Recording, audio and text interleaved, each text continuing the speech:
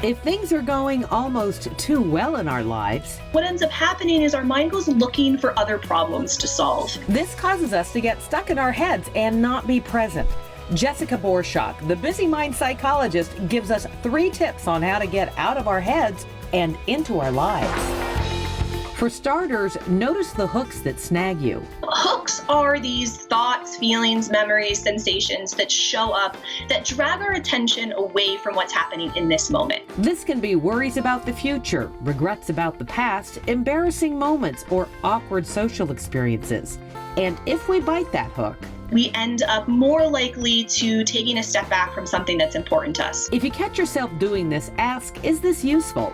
And then redirect to something that's happening in the moment. It could be tasting our coffee or feeling the warmth in our coffee mug, but something that brings us back to this moment right here, right now.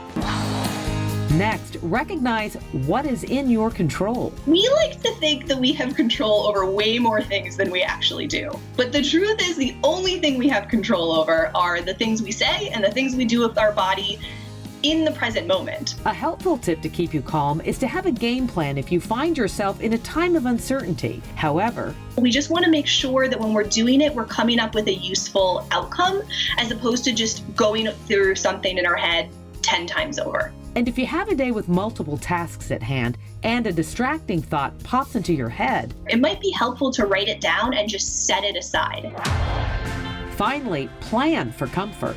Anytime we find ourselves getting distracted or we find ourselves biting those hooks, what's often happening is we're taking a reactionary step to take a step away from something that's uncomfortable. So to get out of our head and feel more comfortable, Maybe every 6 months, once a year, to kind of check in and ask yourself, where am I heading? What do I want to work towards? And over a long period of time, that's going to build up the kind of life we want to have. stop the circular thinking and get around to enjoying life.